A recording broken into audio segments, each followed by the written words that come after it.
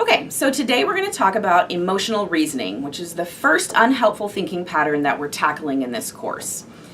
Emotional reasoning refers to the pattern of having an emotional experience, having big feelings, and interpreting those as truth-based or fact-based.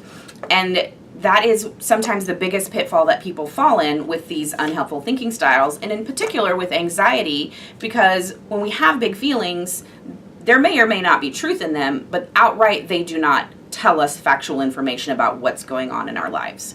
Now, when you have big feelings, they are real. They are real feelings. They are valid feelings. In no way am I saying that your feelings aren't real, but the decisions that you make and the approach that you take to life based on your feelings should not rely on feelings to be giving you accurate information about what's going on around you. They're like an alarm system, but they're not a very high-tech alarm system. So they're telling you something's happening, but it may not be the thing that you think is the obvious thing that's happening. So some examples of emotional reasoning. I feel jealous, so therefore my partner is doing something wrong. I feel hurt, so therefore you did something bad. I feel lonely, so that means no one likes me.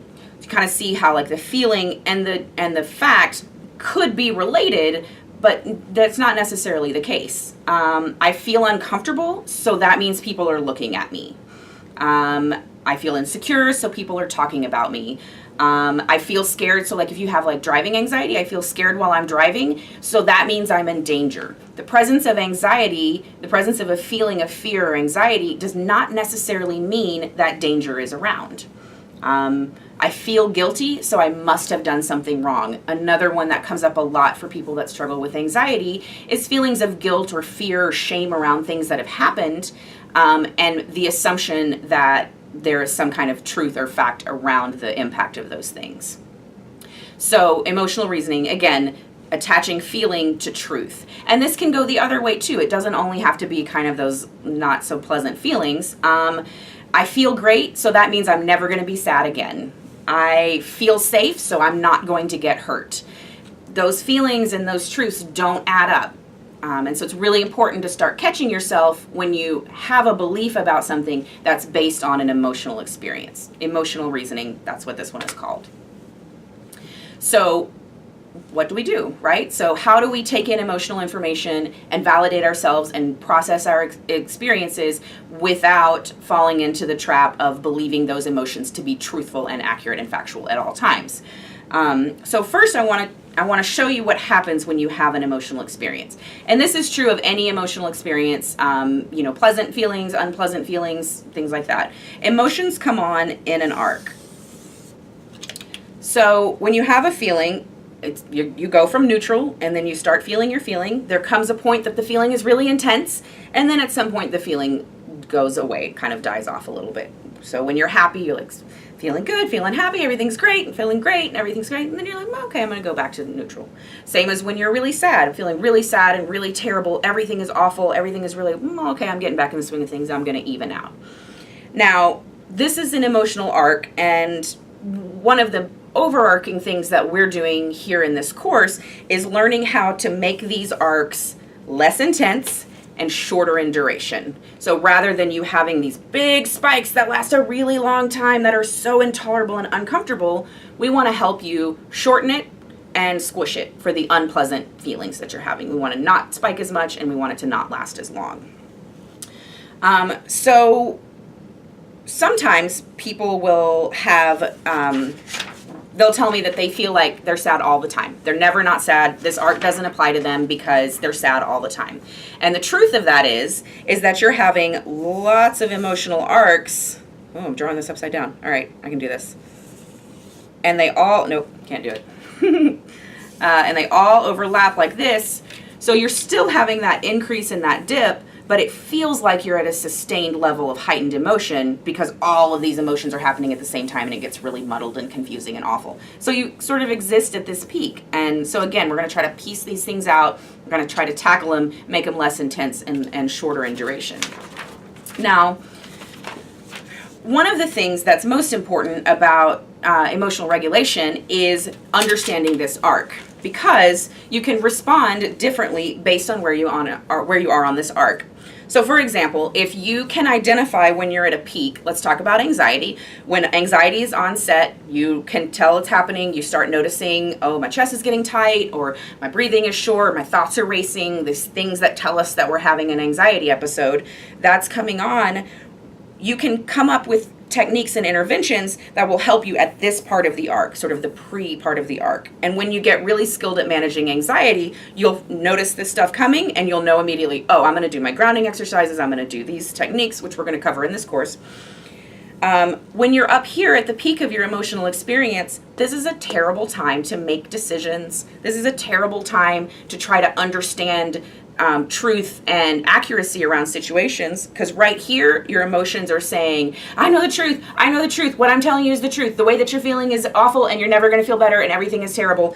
But that's because you're at this peak, and if you can ride it out and get to the other side of it, it won't be nearly as intense and you won't be as inclined to take those things as truth in terms of the emotional reasoning. So but what happens is when you have these unpleasant feelings like anxiety and you get up here to this peak, it feels like you're stuck here. It feels like you're going to stay at this peak forever and that it's never going to get better. And so then people very often will start making decisions, making changes, lashing out, having conversations, trying to resolve problems while they're at this heightened emotional state, and that's not effective. So learning your emotional arcs is one of the ways to help with emotional reasoning. Likewise, we talked about how to intervene on the onset, how to intervene at the peak, and then when you're coming out of an emotional episode, also giving yourself some gentleness and some self-care and recognizing that you're coming out of a peak. And so not to expect yourself to be super coherent or able to have really great conversations that are deep and meaningful if you're coming out of one of these emotional arcs. So understanding the emotional arc is one of the ways of dealing with emotional reasoning, but it's also one of the ways we're going to talk about it through the whole course, this emotional arc, because it's very, very important. But in terms of emotional reasoning specifically, we want you to go ahead and start trying to identify when this is happening. So when you feel yourself having a emotional flooding, a big feelings, something like that, just ask yourself, what am I taking as truth that might not be truth because my feelings are telling me it's the truth? And just try to notice that. Your worksheet for this week is Exploring Emotional Reasoning, and what it's asking you to do is describe 4 specific times that you've used emotional reasoning when you're feeling anxious, specific to your anxiety. The more recent, the better. You figuring out emotional reasoning in 3rd grade is probably not going to be as helpful as you thinking about your relationships over the last 6 weeks or so. But you can also use this as a log in the coming weeks if you can't think of anything to kind of jot down as these things happen. So it asks you to describe 4 times you've used emotional reasoning when feeling anxious. And the second column says, what is a rational alternative to the situation you described? And so what I'm asking you to do is identify a time that you fell in the trap. No judgment. These thinking patterns, you've had them for a long time. It's going to take time to undo them. But noticing that you have it, and then how would you want it to go? So for example, this happened to me last week. I went to a bar, and in the evening I was meeting some friends at a bar, and I pulled up and parked right in front of the bar, and there was a glass window, and there was a person sitting at the desk, right, checking IDs or whatever at the glass window, and they turned and they looked at me in my car as I parked. And my emotions immediately were, I've parked in the wrong spot, I'm in trouble. What if they say something to me? What are they thinking? What is that guy thinking? Why is he staring at me? What's happening? Am I at the right bar? Are my friends here? Like, my brain just went off the deep end a little bit for no reason other than this guy looked at me through the glass window, which seems a reasonable thing to do when you're sitting in a bar. So the rational alternative, so I could write that down in this box, that my emotional reasoning was telling me that I was wrong, that something was wrong, that this guy was out to get me, that something was happening, but none of that was true. None of that was real. And now I can laugh about it and I can say, that's so funny that I had that feeling, but it was a real feeling in the moment. It was really, really uncomfortable. So I employ the techniques that I'm trying to teach you here as well. And so I start asking myself, okay, what's the rational alternative? What's really happening? What's really happening is this guy doesn't give a shit who I am. Like, he doesn't know who I am. He just wants to check my ID and go back to his beer. My friends are here. I have been to this place before. I know how to park a car. I'm parked fine. Everything is fine. My feelings are not telling me the truth here. Suck it up, get it together, and go in. And sure enough, once I went in, things dissipated because I didn't let myself latch on to that feeling, which I think some years ago I might have left. Before I started doing this work myself, I might have actually just left the bar and gone home because that would have felt so uncomfortable to me.